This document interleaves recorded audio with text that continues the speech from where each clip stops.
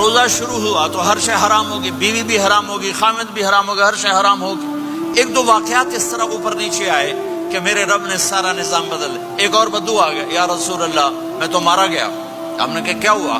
کہ میں روزے کی حالت میں بیوی کے پاس چلا گیا۔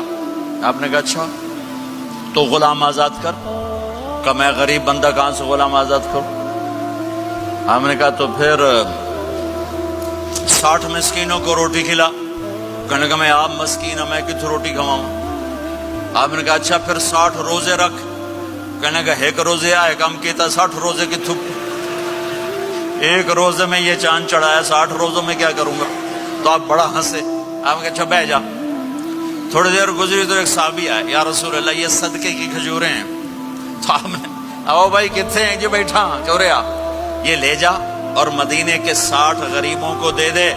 وہ کہنے لگا یا رسول اللہ اللہ کی قسم مدینے میں مجھ سے بڑا غریب کوئی نہیں، تسی انج کرو میرا جرمانہ مینوں ہی حلال کرو۔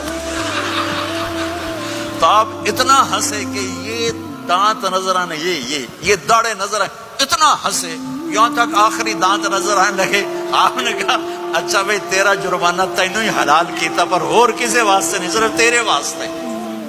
تو یہ اوپر نیچے ایسے کام ہوئے تو میرے رب نے کرم کیا کہ چلو تمہارے لیے رات ساری حلال ہے، ہر حلال چیز حلال ہے۔ سحری کے بعد ختم۔ تو روزہ کھانے کا ٹائم تبدیل کیا۔